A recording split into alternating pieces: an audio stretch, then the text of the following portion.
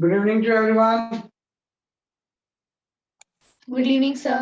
Good evening, चलो please ठीक है। तो आप मेरे कल से है ना, आज कल हमने लास्ट क्लास में मॉडर्न फिजिक्स स्टार्ट किया था। तो dual nature of the radiation and matter पढ़ रहे हैं, है ना। वो जो पहला टॉपिक होता है मॉडर्न फिजिक्स का, that is your dual nature of radiation and, है ना, ये हम पढ़ रहे थे। रेडिएशन एंड मैटर पहला पार्ट आपने पढ़ लिया था, ड्यूअल नेचर ऑफ रेडिएशन। कोई भी अगर लाइट है तो उसका ड्यूअल नेचर होता है कि भाई जब आपको इंटरफेरेंस, डिफ्रैक्शन पे एड्रेस करना है तो हम बात करते हैं वेव नेचर की। लेकिन इसी चीज में जब आपको एड्रेस करना है ये आपका फोटो इलेक्ट्रिक इफेक्ट को, तो हम बोलते हैं कि वो एज ए पार्टिकल। तो जैसे यहाँ पे सिंपल सा एक आता है कि अगर रेडिएशन का नेचर ड्यूअल है तो किसी भी मैटर या पार्टिकल का नेचर भी ड्यूअल है। सिंपल सा एक नेचुरल सा क्वेश्चन है कि radiation has dual nature, radiation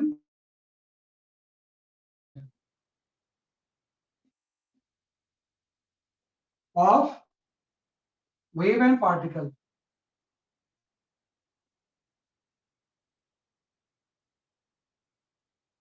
if radiation has dual nature of wave and particle, then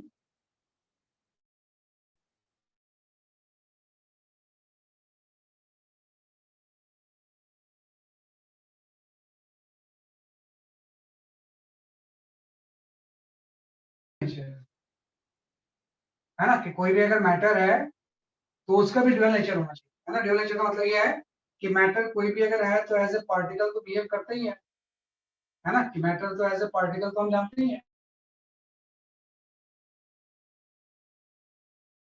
wave nature भी आना चाहिए, है ना, कि अगर रेडिएशन ड्यूअल नेचर होता है वेव एज प्लस पार्टिकल, तो मैटर का भी ड्यूअल नेचर होना चाहिए। Sometimes it should behave as a particle, sometimes it should behave as a wave, है ना। तो इसी से ये आपका एक टॉपिक आता है, उसको हम बोलते हैं डी ब्रॉगली वेव या मैटर वेव। यहाँ पे जो dual nature of radiation matter में आज जो हम पढ़ेंगे, we will study the de Broglie wave, de Broglie wave और मैटर वेव एक ही चीज होती है ना, कि जो डी ब्रॉगली वेव या मैटर वेव होती है दोनों क्या होते हैं, जैसे आपकी सेम चीज होती है ना। तो सिंपल से कंसेप्ट होता है कि कोई भी अगर मूविंग पार्टिकल है तो उसके साथ एक वेवलेंथ एसोसिएटेड होती है ना, कि कोई भी अगर मूविंग पार्टिकल है तो मूविंग पार्टिकल के साथ क्या चीज एसोसिएटेड होगी, एक वेवलेंथ, है ना। उसी वेव को हम बोलते हैं डी ब्रॉगली वेव। सिंपल सा हम हो सकते हैं यहाँ पे कि wave associated with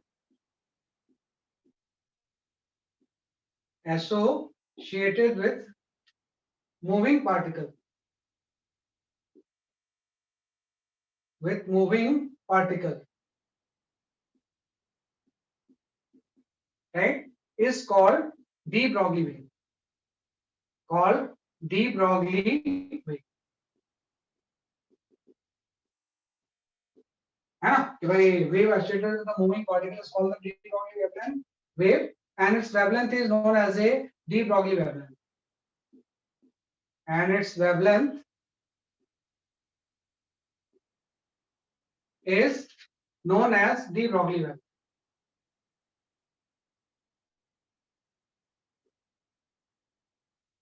de Broglie wavelength, है ना। तो ये आपका मेन कंसेप्ट होता है ना, कि wave associated with the moving particle is called the de Broglie wave, and its wavelength is known as a de Broglie wavelength, है ना। तो क्या होता है कि कोई भी अगर m मास का पार्टिकल अगर ये किसी v से मूव कर रहा है ना, तो उसके साथ एक वेवलेंथ भी एसोसिएटेड होती है। उसी वेवलेंथ को हम क्या होता है जैसे आपकी डी ब्रॉगली वेवलेंथ। तो अगर m मास का पार्टिकल अगर v से मूव कर रहा है तो इसका जो डी ब्रॉगली वेवलेंथ होगा, है ना, कि इसका अगर हम बात करें कि what is the de Broglie wavelength, है ना, लैम्डा, ये एक्चुअली होता है h बाय मोमेंटम, है ना। इसका जो डी ब्रॉगली वेवलेंथ हो जाएगा h बाय क्या हो जाएगा, मोमेंटम हो जाएगा, या नॉर्मली हम इसको लिख सकते हैं ये आपका h बाय mv हो जाएगा। ये मेन रिलेशन आती है। ये डी ब्रॉगली वेवलेंथ होगा, अगर इसका मास m है और इसकी स्पीड अगर v है तो इसका जो डी ब्रॉगली वेवलेंथ होगा वो h बाई क्या हो जाएगा, जैसे कि आपका mv होगा, है ना। तो एक ही फॉर्मूला इसमें होता ही है कि अगर m मास का पार्टिकल किसी v से मूव कर रहा है तो उसका जो डी ब्रॉगली वेवलेंथ होगा उसकी वैल्यू कितनी रहेगी, h बाई mv। हाँ, लेकिन थोड़ा सा ये जो डी ब्रॉगली वेवलेंथ है ना, इसकी कुछ सर्टेन प्रॉपर्टीज होती है ना। तो हम यहाँ पे अगर properties of D Broglie wavelength की बात करें या डी ब्रॉगली वेव की, तो जो नेक्स्ट यूनिट में डिस्कस करते हैं कि what is the property of D Broglie wave. जो डी ब्रॉगली वेव होगी इसकी बेसिक प्रॉपर्टीज क्या होंगी,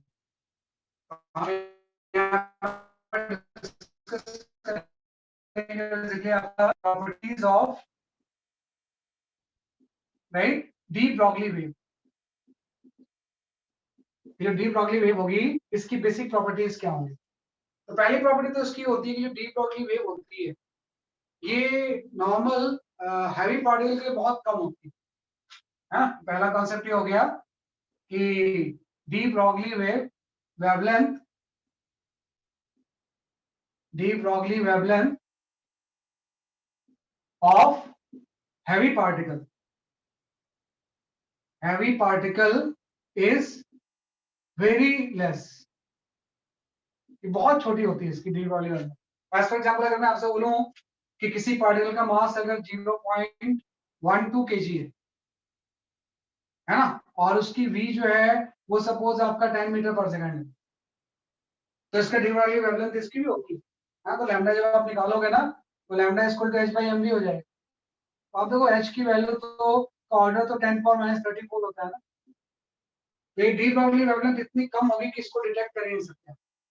भाई किसी भी पार्टिकल की, जैसे एक बॉल भी आपने फेंका तो उसके साथ वेवलेंथ एसोसिएटेड होगी, लेकिन वो वेवलेंथ इतनी कम होगी कि हम बोलेंगे वेव नेचर डोमिनेट नहीं कर रहा बल्कि पार्टिकल नेचर डोमिनेट। एक सिंपल बॉल को आपने थ्रो किया तो उसकी भी डी ब्रॉगली वेवलेंथ होती है, लेकिन हम बोलेंगे अभी डोमिनेट क्या कर रहा है इसका, वेव नेचर नहीं बल्कि डी ब्रॉगली आपका पार्टिकल नेचर डोमिनेट कर रहा है। तो नॉर्मल केस में जो मैकेनिक्स में मोशन पढ़ते हैं उसमें डी ब्रॉगली वेवलेंथ की हम उतनी बात नहीं करते, लेकिन जब हम सबएटॉमिक लेवल पे जाएंगे तो उसमें तो मास ऑफ द पार्टिकल बहुत कम होगा ना, तो उसमें डी ब्रॉगली वेव जो वेवलेंथ जो होती है वो मेजरेबल होती है ना। ये सिंपल सा बोलेंगे in subatomic domain,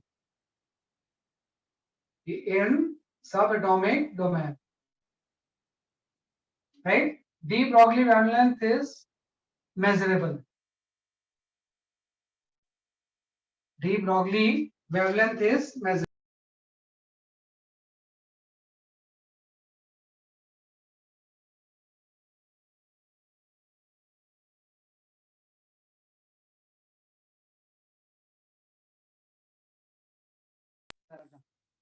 Is measurable. हम D Broglie wavelength की बात करते हैं, है ना, कि आपकी measurable हो, है ना, measurable and significant normal case में तो इनसिग्निफिकेंट होती है जब सिंपल हम मोशन की बात कर रहे हैं, लेकिन सबएटॉमिक लेवल पे मेजरेबल एंड क्या होगा, जैसे आपके सिग्निफिकेंट। अब एक चीज आ गया कि de Broglie wave electromagnetic wave से अलग होती है ना, कि भाई D Broglie wave electromagnetic wave नहीं है। तो सिंपल सा बोलेंगे कि de Broglie wave is different from electromagnetic wave, different from electromagnetic wave.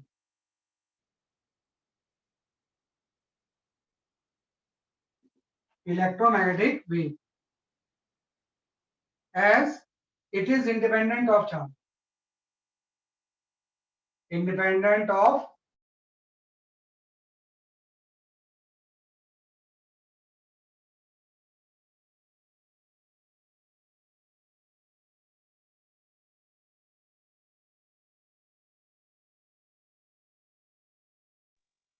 है ना, कि इलेक्ट्रोमैग्नेटिक वेव डिपेंडेंट होगी, लेकिन जो डी ब्रॉगली वेव है ये डिफरेंट होती है इलेक्ट्रोमैग्नेटिक वेव से, ये इंडिपेंडेंट ऑफ चार्ज होती है, कि चार्ज हो न्यूट्रल हो उससे फर्क नहीं पड़ता है, मास और वेलोसिटी के ऊपर डिपेंड है ना, चार्ज उस पे है या नहीं है, न्यूट्रल है, उससे डी ब्रॉगली वेवलेंथ को मतलब। तो थर्ड पॉइंट आपका ही हो गया।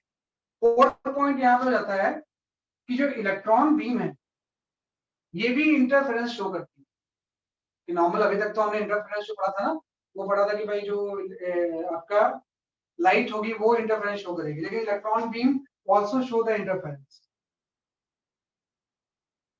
Electron beam also show interference, क्योंकि अगर ये वेव है तो वेव का इंटरफेरेंस शो करना चाहिए। तो इलेक्ट्रॉन को हम बोला इलेक्ट्रॉन बीम भी एज ए वेव बिहेव करेंगे, तो उसके साथ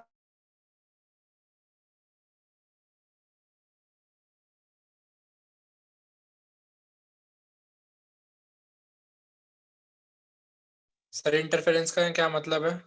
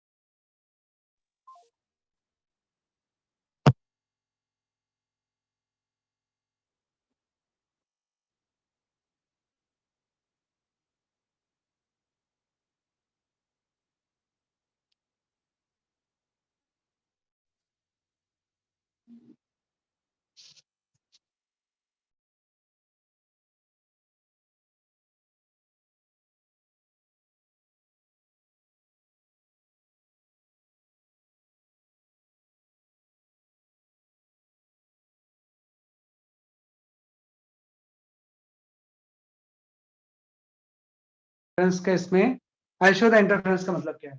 ये डी ब्रॉगली वेव जो होती है ना, ये भी आपकी इंटरफेरेंस शो करती है ना। इलेक्ट्रॉन बीम जो होती है ऑल्सो शो इंटरफेरेंस, है ना। ये भी क्या शो करती है, जैसे कि आपकी इंटरफेरेंस, है ना, of fringe width, of fringe width, है ना। बीटा इज इक्वल टू, वही सेम फॉर्मूला होता है, lambda capital D by small. बस लैम्डा हम यहाँ पे एच बाई एम में लिखेंगे, यहाँ पे जो लैम्डा होगा वो क्या हो जाएगा आपका एच बाई एम। एक्चुअली क्या होता है, जैसे हम यंग्स डबल स्लिट एक्सपेरिमेंट किसी लाइट के लिए यूज कर रहे थे, आप इलेक्ट्रॉन बीम के लिए भी यूज कर सकते हो, है ना। कि जो आपका YDSC एक्सपेरिमेंट है ना, वो इलेक्ट्रॉन बीम के लिए भी वैलिड है ना। कि हम अगर ऐसे करते हैं कि यहाँ से दो स्लिट से अगर आपको इलेक्ट्रॉन बीम इस तरह से पास हो, है ना, किस तरह से इलेक्ट्रॉन की बीम अगर इससे पास हो रही है, तो ये भी स्क्रीन पे मैक्सिमम या मिनिमम फॉर्म करता है कि कहीं पे इलेक्ट्रॉन का कंसंट्रेशन बढ़ जाएगा वो मैक्सिमम हो जाएगा, और इलेक्ट्रॉन का कंसंट्रेशन कहीं पे कम हो जाएगा वो क्या हो जाएगा कि आपका मिनिमम हो जाएगा। तो इलेक्ट्रॉन बीम भी जो होती है ना, वो उसका इंटरफेरेंस होता है, क्योंकि आपने भी बोला कि अगर मूविंग इलेक्ट्रॉन है तो उसके साथ वेवलेंथ एसोसिएटेड होगी, और वेवलेंथ जो भी होती है वेव होती है वो हमेशा इंटरफेरेंस होती है। तो जो आपका मूविंग इलेक्ट्रॉन बीम है वो भी क्या शो करती है, जैसे कि आपकी इंटरफेरेंस, है ना, सेम जैसे कि लाइट करता है। बस फर्क वही है कि लाइट का तो वेवलेंथ आपको पता था, यहाँ पे जो वेवलेंथ होगा वो h by mv फॉर्मूले से निकलेगा। यहाँ पे जो वेवलेंथ होगा इसको आप किससे निकालोगे, जैसे कि आप h by mv फॉर्मूले से।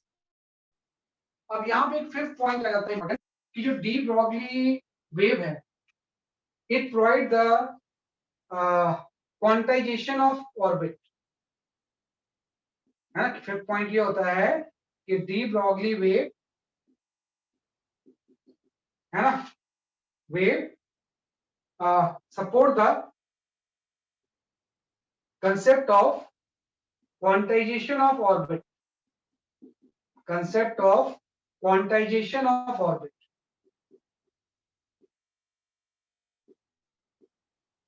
quantization of orbit in Bohr hypothesis, in Bohr hypothesis। या केमिस्ट्री में कह चुके हो, 11th में ही पढ़ा होगा एटॉमिक स्ट्रक्चर में, कि भाई सब ऑर्बिट में इलेक्ट्रॉन रिवॉल्व नहीं करते हैं। हम जानते हैं कि न्यूक्लियस के चारों तरफ इलेक्ट्रॉन रिवॉल्व करती है, अगर न्यूक्लियस है तो इसके चारों तरफ इलेक्ट्रॉन क्या करेगा, रिवॉल्व करेगा। लेकिन इलेक्ट्रॉन किसी भी रैंडम ऑर्बिट में रिवॉल्व नहीं करते। इलेक्ट्रॉन सिर्फ उसी ऑर्बिट में रिवॉल्व करता है जिसमें कि इसका एंगुलर मोमेंटम जो होगा, अगर इसकी स्पीड इस ऑर्बिट में v है, रेडियस इसकी अगर r है, तो इस इलेक्ट्रॉन का जो एंगुलर मोमेंटम होगा mvr, ये h/2π का इंटीग्रल मल्टीपल है ना। इसमें n जो होगा वो आपका इंटीजर होगा। एन क्या हो जाएगा इसलिए आपका इनकेस, है ना। तो हम जानते हैं कि बोर हाइपोथेसिस के अकॉर्डिंग सारी ऑर्बिट परमिटेबल नहीं होती। इलेक्ट्रॉन सिर्फ उसी ऑर्बिट में रिवॉल्व करेगा जिसमें कि उसका एंगुलर मोमेंटम h by 2 पाई का क्या हो जाएगा, एंगुलर इंटीग्रल मल्टीपल। तो जो डी ब्रॉगली वेव से ही तो हम इसको वेरीफाई करते हैं कि भाई वैसे तो ये हाइपोथेसिस है ना, ये हम ऑब्जर्व करते हैं, लेकिन इसको अगर हम थ्योरेटिकली कोई सपोर्ट देना चाहें तो डी ब्रॉगली वेव से आता है। हम ये बोलते हैं कि जब ये इलेक्ट्रॉन रिवॉल्व करेगा तो इससे एक वेवलेंथ एसोसिएटेड होगी। जब ये इलेक्ट्रॉन इस तरह से रिवॉल्व करेगा तो इससे एक वेवलेंथ एसोसिएटेड होगी। तो हम बोलेंगे सिर्फ वही ऑर्बिट परमिटेबल होंगे जिसमें कि exact and D Broglie wave fit हो जाए, है ना, कि भाई सिर्फ वही ऑर्बिट परमिटेबल होंगे जिसमें कि exact and D Broglie wave fit हो। तो हम यहाँ पे जस्ट ये बोलते हैं कि only those orbit are permittable, where and de Broglie wave fit,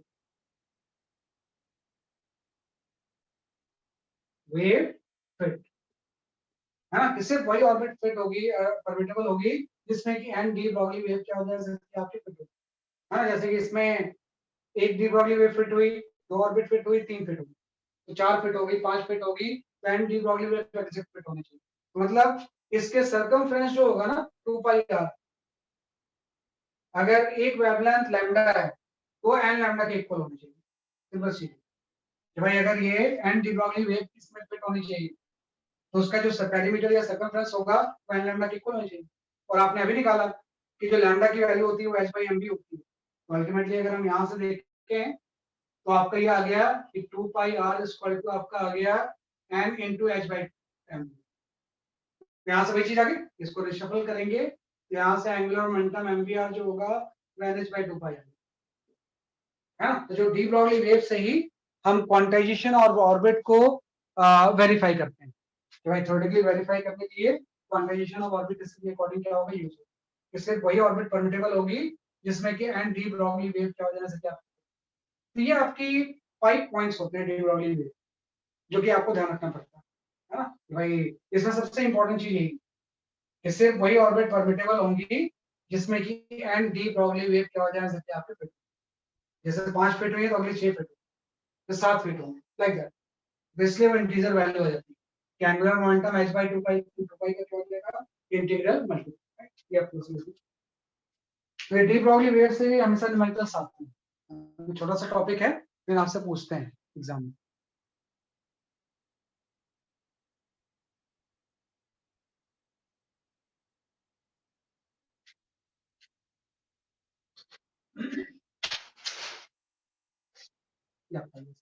ठीक है, ये आपका। अब हम आ जाते हैं थोड़ा सा कुछ स्पेशल फॉर्मूले को, है ना। ये तो हम जनरलाइज आपने कर दिया, लेकिन यूजली जो डी ब्रॉगली वेवलेंथ होती है, सबसे पहले हम पढ़ते हैं what is the de Broglie wavelength of a charge particle, है ना। कोई भी अगर चार्ज पार्टिकल है तो उसका डी ब्रॉगली वेवलेंथ कितना होगा।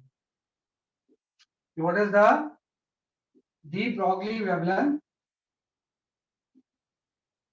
वैसे डी ब्रॉय प्रोनाउंसिएशन होता है इसका, है ना। डी ब्रॉगली हम ऐसा बोल देते है ना, वैसे डी ब्रॉय इसका एग्जैक्ट प्रोनाउंसिएशन। तो हम यहाँ बात करते हैं de Broglie wavelength of charge particle. भाई किसी भी चार्ज पार्टिकल का डी ब्रॉगली वेवलेंथ कितना होगा, है ना। कोई भी चार्ज पार्टिकल अगर है तो चार्ज पार्टिकल को एक्सप्रेस करने के लिए आप पोटेंशियल डिफरेंस यूज करते हैं कि अगर मैं ऐसा करूं यहाँ पे कोई क्यू चार्ज ले लूं, है ना, और ये पोटेंशियल डिफरेंस अगर डेल्टा वी, अगर ये क्यू चार्ज है तो जब ये चार्ज अगर कोई पॉजिटिव चार्ज है तो जब यहाँ से बाहर निकलेगा तो इसकी जो काइनेटिक एनर्जी होगी ये क्यू इंटू डेल्टा वी होगी। डेल्टा वी पोटेंशियल डिफरेंस में कोई भी चार्ज पार्टिकल जो एनर्जी गेन करता है उसकी काइनेटिक एनर्जी कितनी रहती है, क्यू इंटू डेल्टा, है ना। तो डी ब्रॉगली वेवलेंथ जब मैं निकालूंगा तो सबसे मेन फॉर्मूला तो ये है, lambda equal to h by mv। mv को हम मोमेंटम लिख सकते हैं और मोमेंटम और काइनेटिक एनर्जी में रिलेशन होता है, √2 m के आ रहा है। और kinetic energy Q into delta V हो जाएगा। ये जो काइनेटिक एनर्जी की वैल्यू हो जाएगी वो कितना हो जाएगी आपकी Q into डेल्टा V। यहाँ पे 2m Q into delta V है, और डेल्टा V इसमें जो होगा वो आपका पोटेंशियल डिफरेंस है। जिस पोटेंशियल डिफरेंस से हम इसको एक्सप्लेट कर रहे हैं, चार्ज पार्टिकल को एक्सप्लेट करने के लिए हम पोटेंशियल डिफरेंस यूज करते हैं। तो आपका आ गया कि चार्ज पार्टिकल की डी ब्रॉगली वेवलेंथ डिपेंड करेगा मास कितना है, चार्ज कितना है और पोटेंशियल डिफरेंस है ना। तो ये तो जनरल चार्ज पार्टिकल हो गया, कुछ भी हो सकता है, proton, alpha particle, beta particle, कुछ भी। लेकिन अगर हम यहाँ पे निकालना चाहें कि what is the de Broglie wavelength of electron, अगर आप यहाँ पे कैलकुलेट करना चाहो what is the de Broglie wavelength of electron, भाई इलेक्ट्रॉन का डी ब्रॉगली वेवलेंथ कितना होगा, है ना। तो आप वैल्यूज पुट कर दोगे, इलेक्ट्रॉन का चार्ज एंड मास तो आपको पता ही होता है ना, और प्लैंक कांस्टेंट की वैल्यू भी हम जानते हैं। तो इससे जो डी ब्रॉगली वेवलेंथ आती है किसी इलेक्ट्रॉन की, वो आपकी आती है 12.27 बाई रूट डेल्टा आर्मस्ट्रांग। ये ध्यान रखना है ना कि भाई वैसे तो जनरल फॉर्मूला ये आ गया, लेकिन अगर मैं प्लैंक कांस्टेंट की वैल्यू पुट करूं, मास पुट करूं इलेक्ट्रॉन का और चार्ज पुट करूं, तो सिर्फ इलेक्ट्रॉन के लिए यहाँ पे 12.27 आ गया by root delta V. Delta V तो डिपेंड करता है कितना पोटेंशियल डिफरेंस हमने पॉइंट। तो this is known as a de Broglie wavelength of expected. पहली चीज तो de Broglie wavelength of a charge particle आपने पढ़ा। दूसरा एक और भी पढ़ सकते हैं, de Broglie wavelength of a gas molecule. कोई भी अगर गैस मॉलिक्यूल है तो वो भी मूव करता है, तो उसके साथ भी वेवलेंथ एसोसिएटेड होती है, उसी को हम बोलते हैं de Broglie wavelength of a gas molecule. We can also find out what is the de Broglie wavelength of gas molecule. Gas molecule. अगर कोई गैस मॉलिक्यूल है तो उसकी डी ब्रॉगली वेवलेंथ कितनी हो, है ना। What is the de Broglie wavelength of a gas molecule? तो जो de Broglie wavelength of the gas molecule होगा, फॉर्मूला तो अभी भी यही यूज करोगे आप। डी ब्रॉगली वेवलेंथ की जो वैल्यू होगी ना, ये h by under root of 2m के हो जाएगी काइनेटिक एनर्जी। और गैस मॉलिक्यूल की काइनेटिक एनर्जी हम जानते हैं कि गैस मॉलिक्यूल की जो काइनेटिक एनर्जी होती है ये आपकी होती है 3/2 kT। ये आपने पढ़ा होगा, एक मॉलिक्यूल की जो ट्रांसलेशनल काइनेटिक एनर्जी होती है वो 3/2 kT होती है, where T is the temperature और K जो होता है बोल्ट्जमैन कांस्टेंट। इसमें क्या हो जाएगा, बोल्ट्जमैन कांस्टेंट। तो गैस मॉलिक्यूल की काइनेटिक एनर्जी की वैल्यू आप यहाँ पर, तो अल्टीमेटली इसका जो डी ब्रॉगली वेवलेंथ आ जाएगा वो आपका ही आ जाएगा अंडर रूट ऑफ, है ना, 3m kT।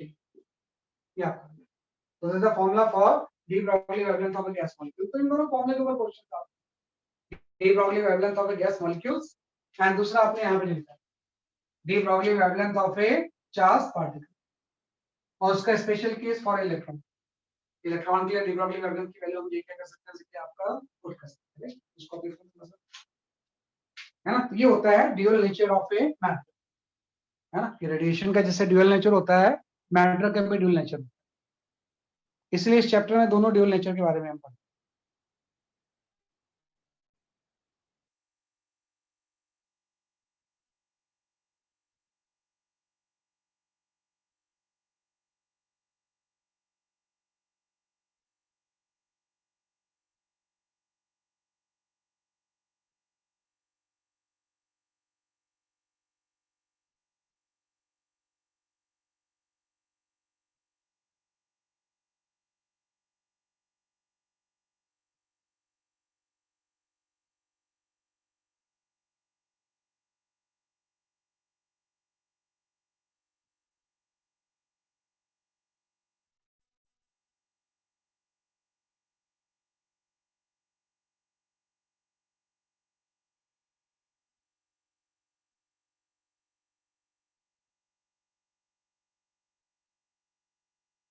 ठीक है, ये आपका गया इस तरह से।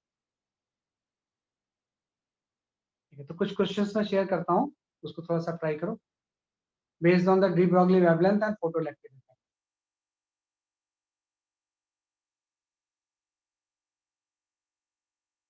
और आप ध्यान रखना जो मॉडर्न फिजिक्स है ना, इसमें एकदम एनसीईआरटी या पैरेलल पढ़ते हुए चलना, है ना। मॉडल भी पढ़ना है लेकिन मेन एनसीईआरटी बहुत इंपॉर्टेंट होती है इसकी, है ना। बाकी चैप्टर्स की भी सबकी इंपॉर्टेंट है लेकिन सबसे ज्यादा इंपॉर्टेंट मॉडर्न फिजिक्स की है। जैसे आप ड्यूल नेचर आपने पढ़ लिया क्लास में, तो आप जाके एनसीईआरटी इसकी पहले करना, मतलब लाइन टू लाइन एकदम पूरा theory, solve example, points to ponder और एक्सरसाइज पूरे सॉल्व करना, है ना। मॉडर्न फिजिक्स एकदम करना है, तो फिर भूल जाओगे। ये स्ट्रांग होनी बहुत जरूरी है ना। ये स्ट्रांग नहीं होगा तो कम से कम 15-20 नंबर का फर्क पड़ जाता है आपके मार्क्स में। वो ऐसा अफोर्ड नहीं कर सकते। आपको एनसीईआरटी अभी पढ़ना, किसी भी चीज को पढ़ने से पहले। ये आपका आगे चलो, जो नेक्स्ट चीज है, हाँ यू कैन गो फॉर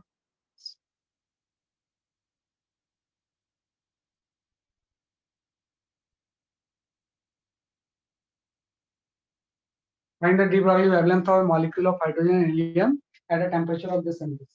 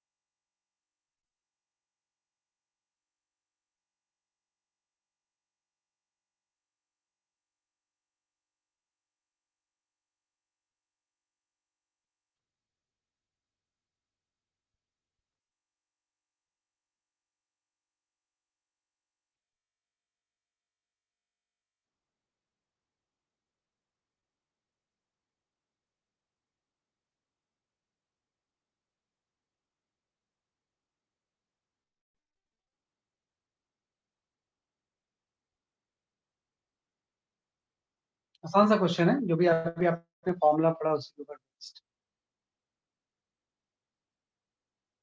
और बड़ा चैप्टर है मॉडर्न फिजिक्स, छोटे छोटे इसमें बहुत चैप्टर्स हैं, है ना। क्योंकि बहुत सारी चीजें ना आपके सीबीएसई से तो हटा दी गई है, लेकिन नीट में अभी भी है ना। तो बड़ा मुश्किल है, सीबीएसई से तो बहुत सारी चीजें नहीं भी हैं उसमें, बोर्ड में।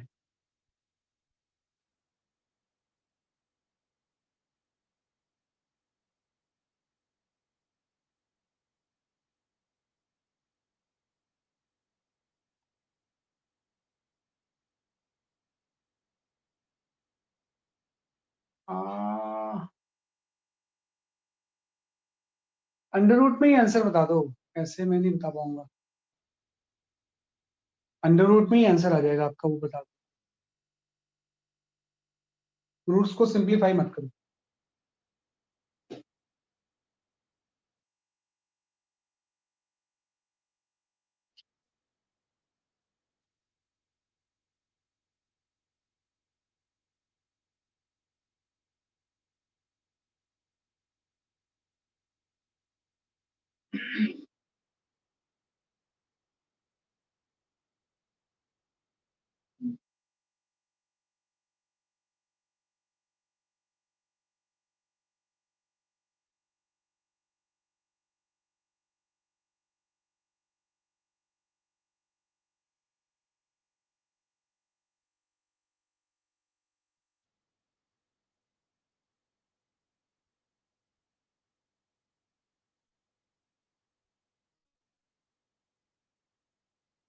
हाँ सही है कृतिक, आपका आंसर उसी को आपने सिंप्लीफाई कर दिया, तो सही है। निमिषा आपका भी आंसर सही है। ठीक है, आगे पॉइंट नहीं है।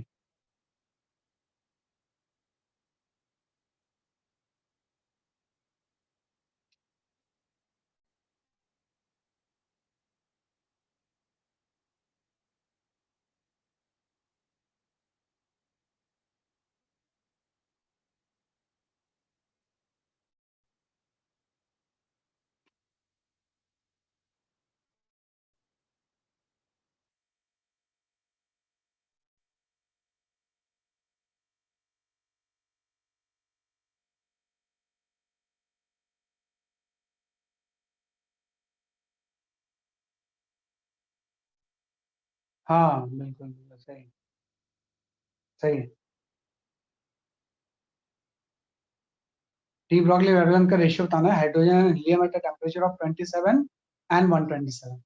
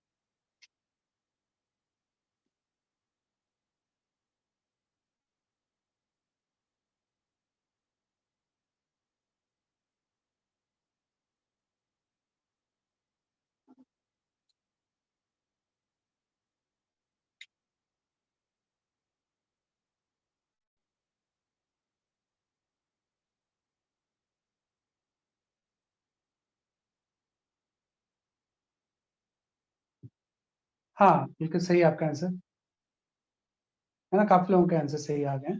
ठीक है आंसर है आपके। है ना सही आंसर बता रहे हैं। है ना कि वेवलेंथ की वैल्यू क्या हो जाएगी H by under root of 3m/kT होता है, ये फॉर्मूला होता है। तो इसमें बाकी सब चीजें तो कांस्टेंट है, तो लैम्डा क्या हो जाएगा is inversely proportional to 1 by root M two M के हो जाएगा, एम टी हो जाएगा, where T is the temperature. यहाँ से लैम्डा 1 बाई लैम्डा 2 अगर मैं लूँ हाइड्रोजन एंड हीलियम के लिए, ये आपको हो जाएगा under root of m2/m1 into T2/T। है ना। तो हाइड्रोजन एंड हीलियम में डबल कर लेते हो जाएगा, क्योंकि हाइड्रोजन मॉलिक्यूल है, गैस नहीं। m2/m1 का रेशियो जो होगा वो 2:1 होगा।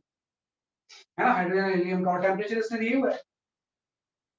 तो भाई एक का टेम्परेचर है 27 और दूसरे का है 127।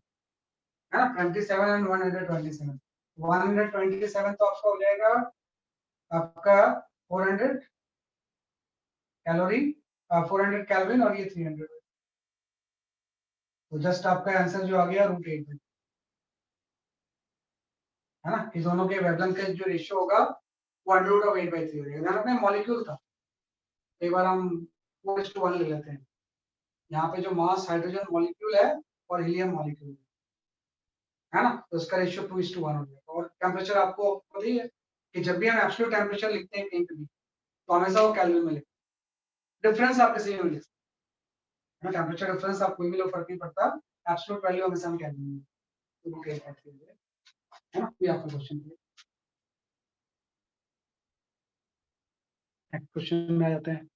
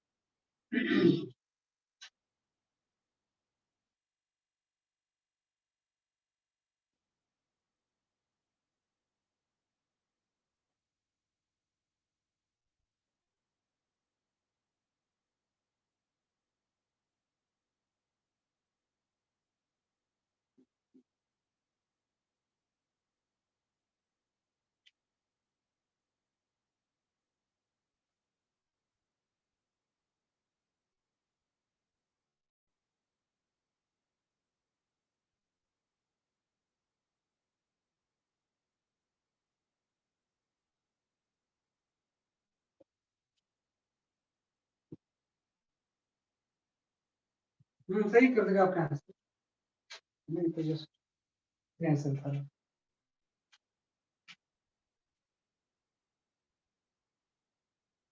Proton and alpha particle.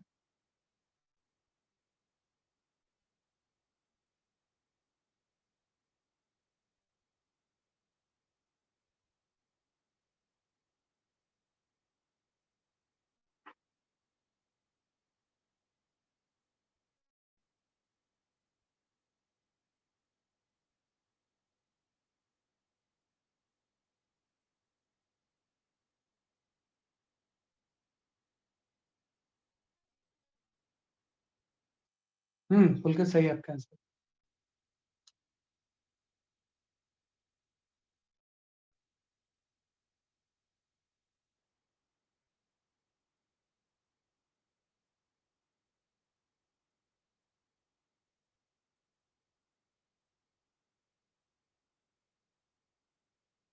काफी लोगों के सही आंसर आ रहे हैं।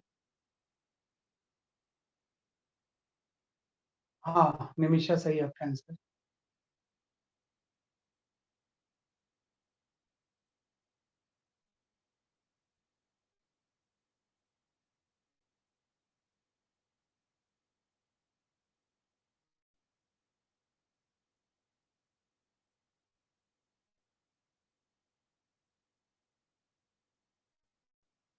तो एनसीईआरटी के हिसाब से ना हमने मॉडर्न फिजिक्स का एक चैप्टर कंप्लीट कर लिया है, dual nature of radiation and matter. तो एकदम गैप में जाके उसको कर लेना, वेट मत करना, फिर बाद में मॉडर्न फिजिक्स नहीं पढ़ पाते।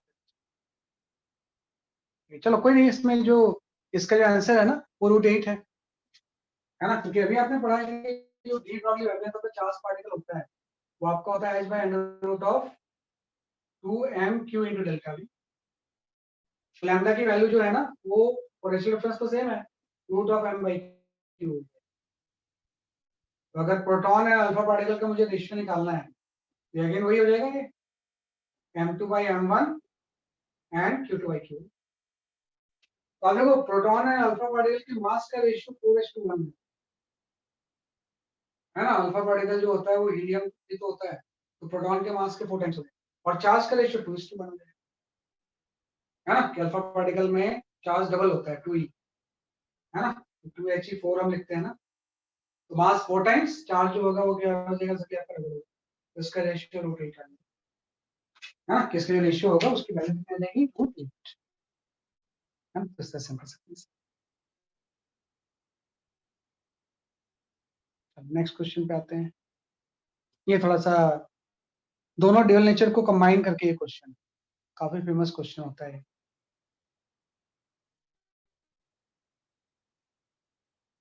Can go for this question.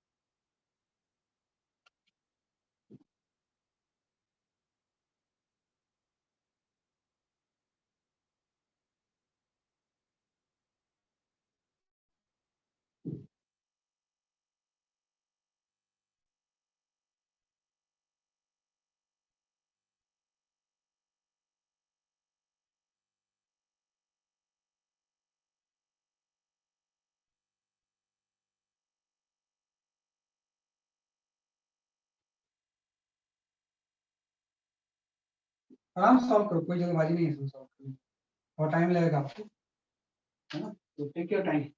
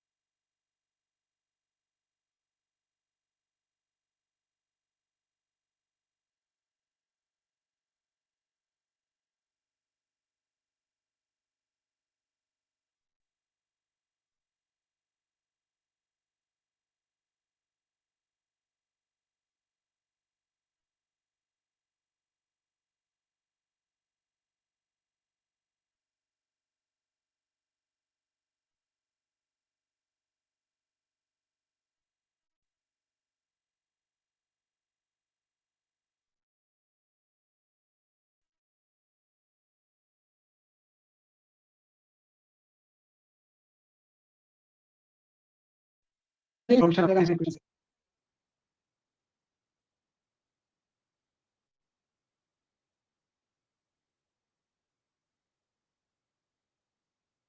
ना, जीरो तो नहीं होगा कोई।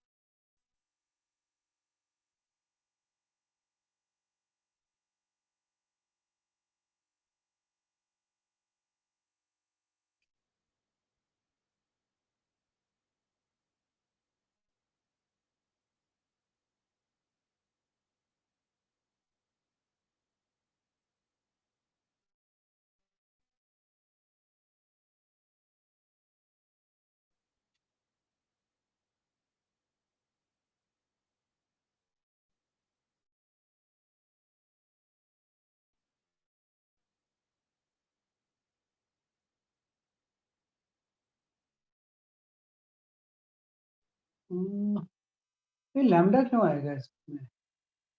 वो तो इलेक्ट्रॉन वोल्ट में एनर्जी आ जाएगी, इलेक्ट्रॉन वोल्ट में एनर्जी आ जाएगी इसमें। इलेक्ट्रॉन वोल्ट में टी ए टीबी की वैल्यू आ जाएगी, kinetic value.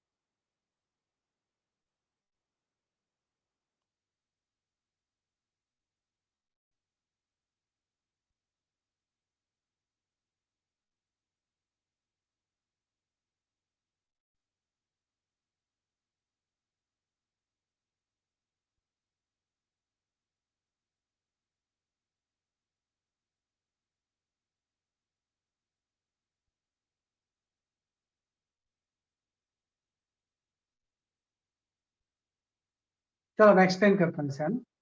I explain this question.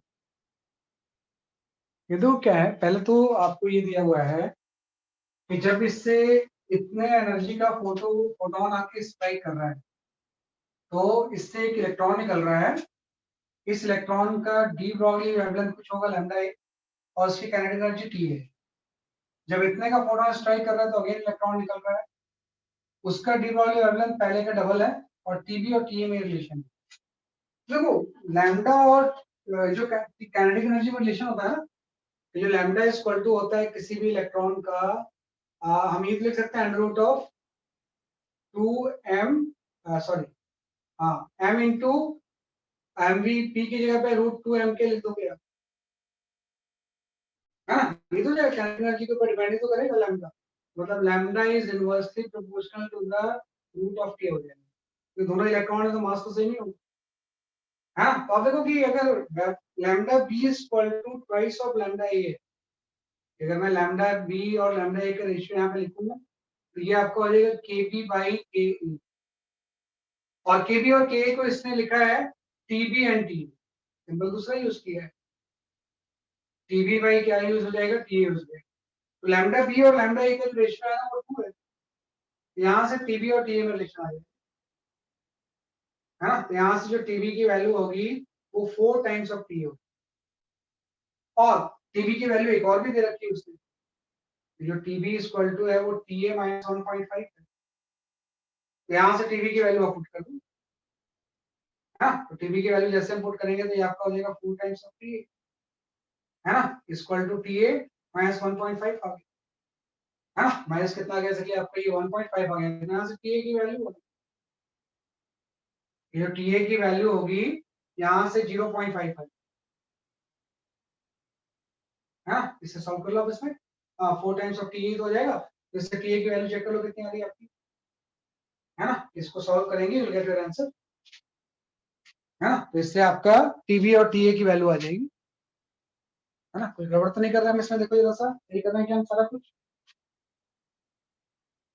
इसमें बोला हुआ है कि लैम्डा बी जो है वो ट्वाइस ऑफ लैम्डा ए है, और TB equal to TA minus this है, सही है।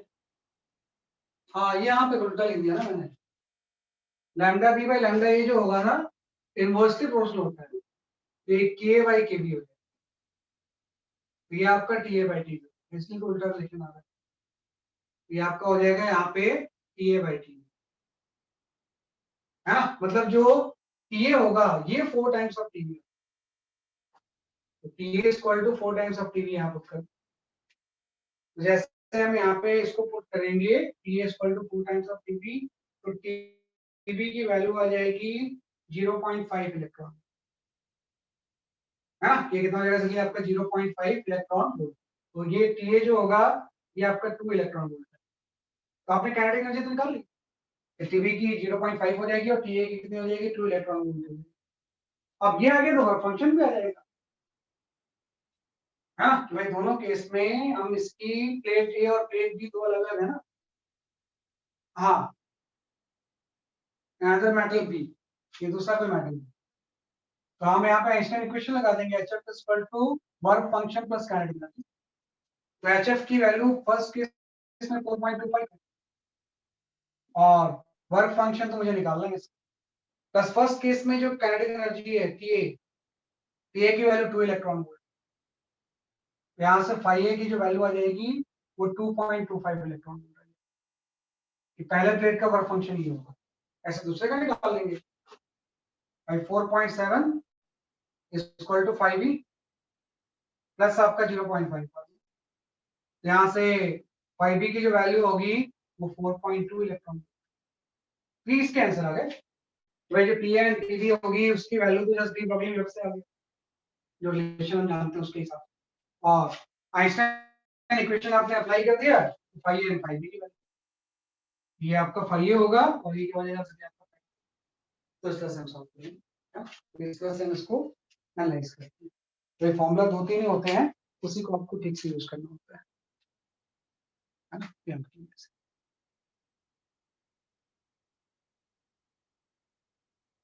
है ना। तो इस तरह से इसको सॉल्व करते हैं। चलो नेक्स्ट क्वेश्चन पे आते हैं।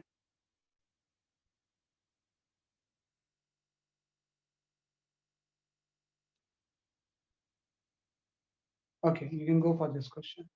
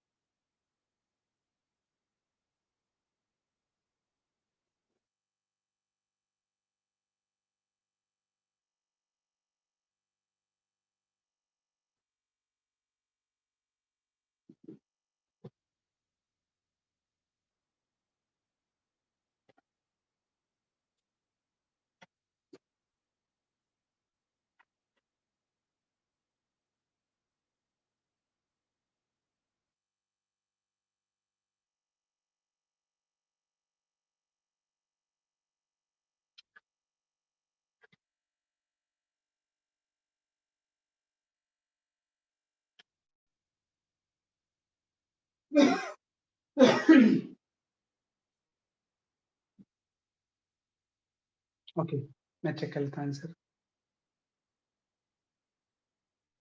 हाँ, Kritika and Nimisha, your answer is correct.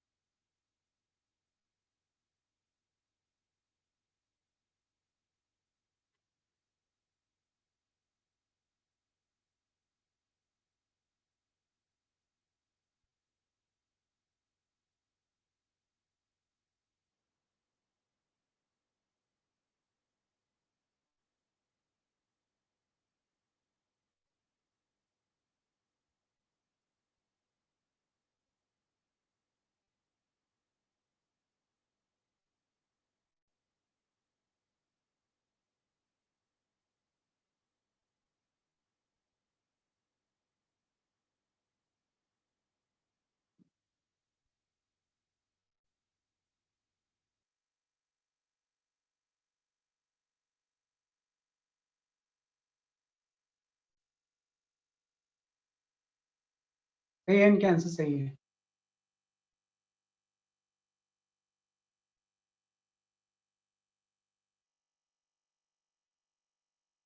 ठीक है ना, देखो कुछ नहीं है, थोड़ा सा मैग्नेटिज्म यूज होगा।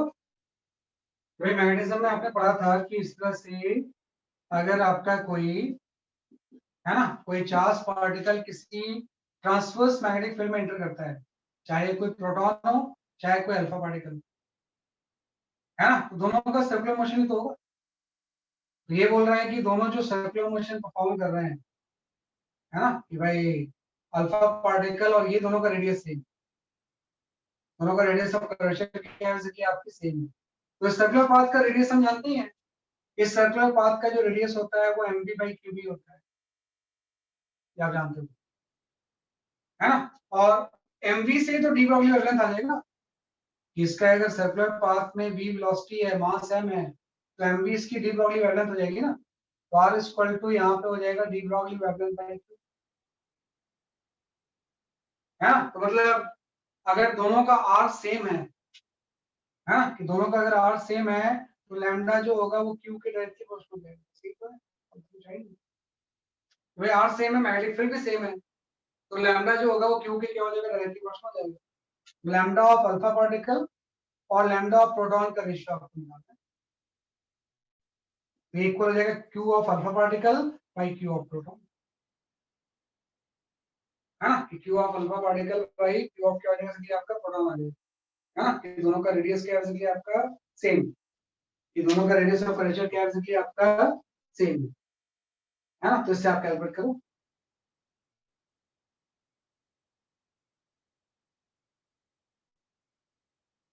है ना, तो इससे आपका आंसर आ जाएगा।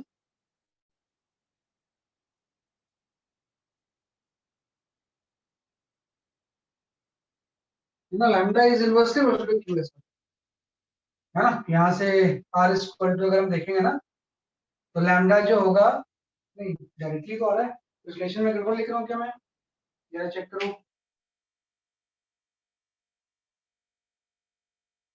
है ना, सर सही तो ऊपर है वाले भाई। फॉर्मूले में हाँ बताओ भाई, लैम्डा जो होता है वो h by, sorry M V lambda नहीं होता यही है ना, कह h रहा था बाई सर। एम, हाँ, एच बाई एम, नीचे lambda equal to h by M, सही बात है ना, तो M V equal to h by lambda हो जाए, h बाई लैम्डा हो जाए, अब आपका है ना। तो यहाँ से जो लैम्डा होगा वो q के इनवर्सली पूछ, मतलब यहाँ पे q of proton by q of, तो एम वी तो मोमेंटम होता है, तो डी ब्रॉगली वेवलेंथ होगा वो h बाई एम, तो q of proton by q of alpha 1:2, हाँ, तो इसका आंसर जो होगा वो कितना देगा, 1:2, जस्ट उससे आपने रिलेट कर दिया, बस एक फॉर्मूला यूज करना था।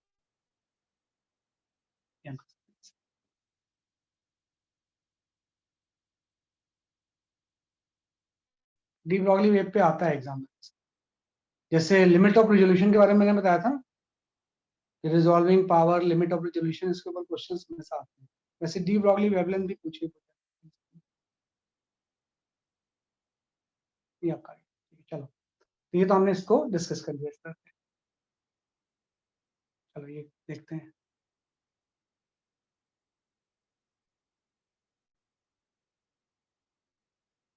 कुछ ऑब्जेक्टिव्स कर लेते हैं।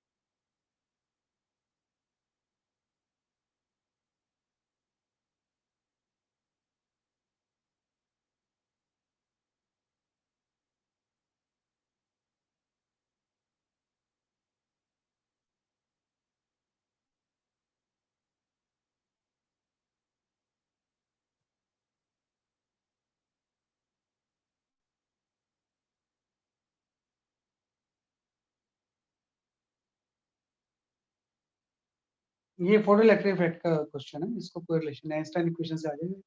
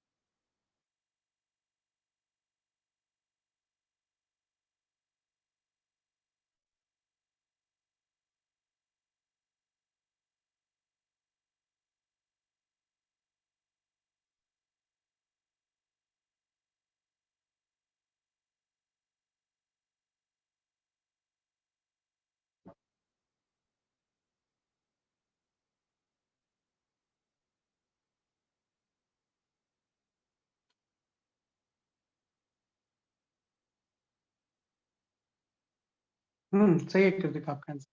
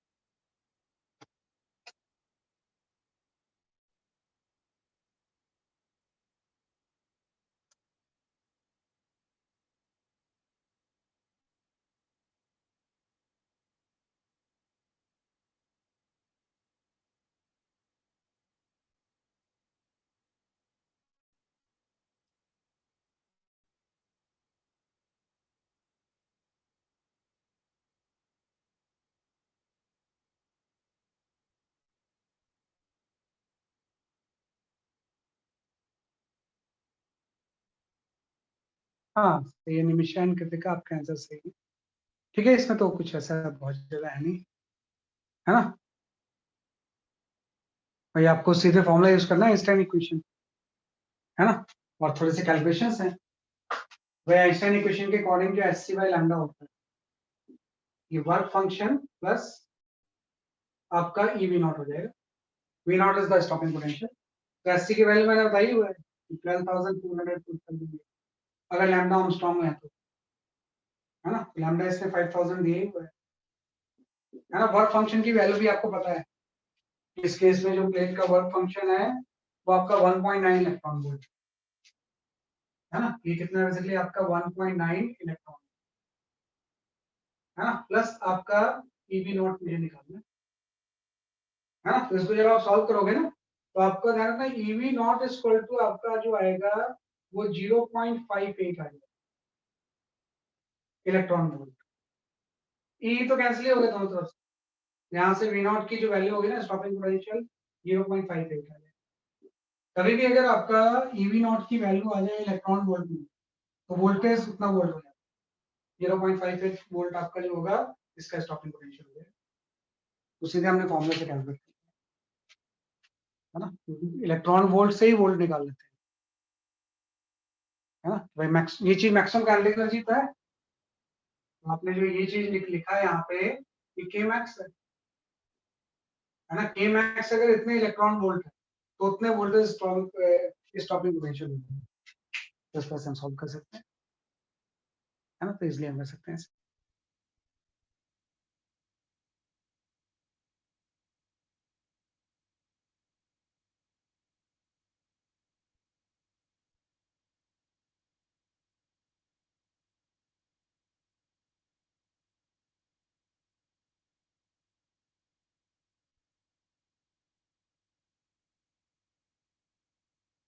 Okay, you can go for this question.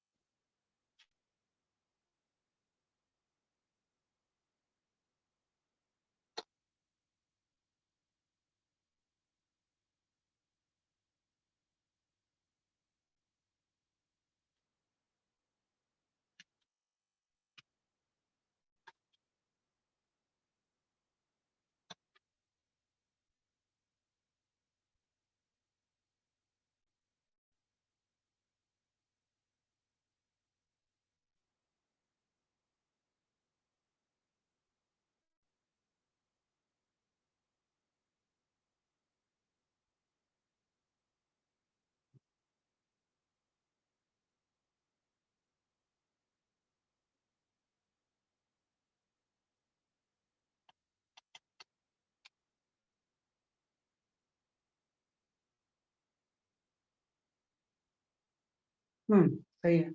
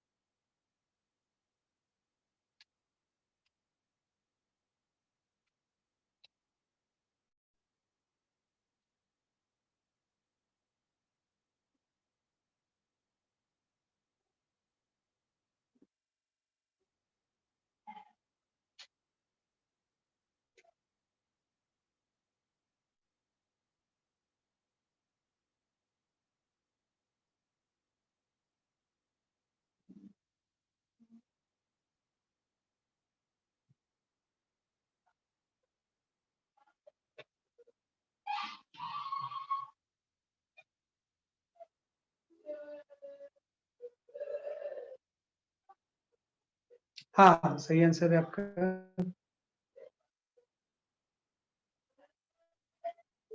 हाँ, निमिषा सही आंसर है, कृतिका सही आंसर है.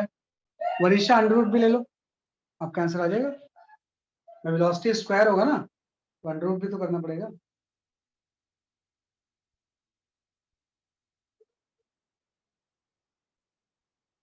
है ना.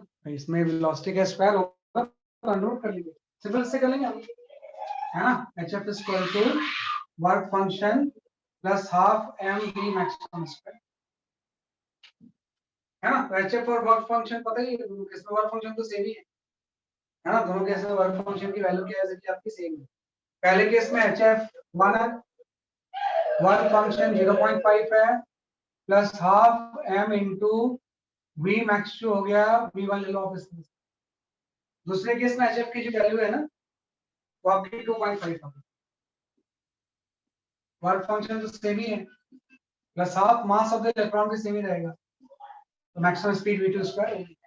वैसे जो आप सॉल्व करोगे तो v1 और v2 का रेशियो 1/2 आपका आंसर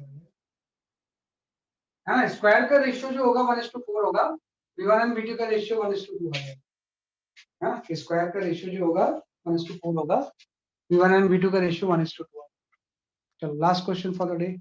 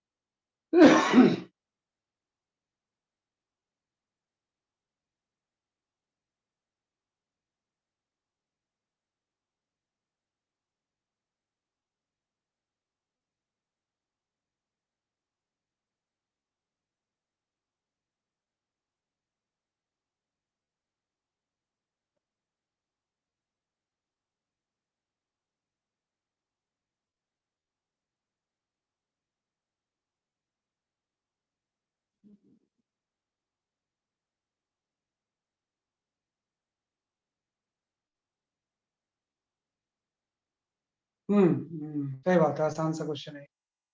कृतिका सही आंसर आपका। आज थोड़ा आसान ही क्वेश्चन है।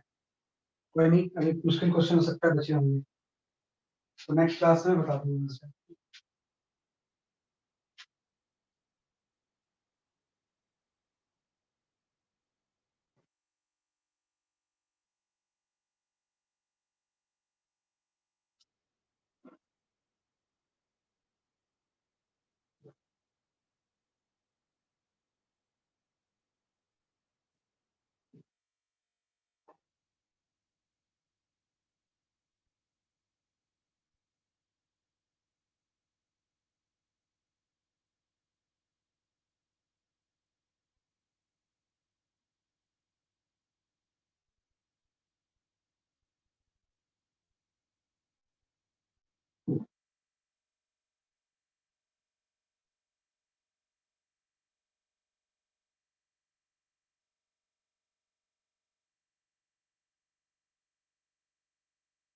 एक्चुअली में स्टॉपिंग पोटेंशियल नेगेटिव ही होता है ना। स्टॉपिंग पोटेंशियल जो होता है वो प्लेट के रिस्पेक्ट में नेगेटिव पोटेंशियल होता है।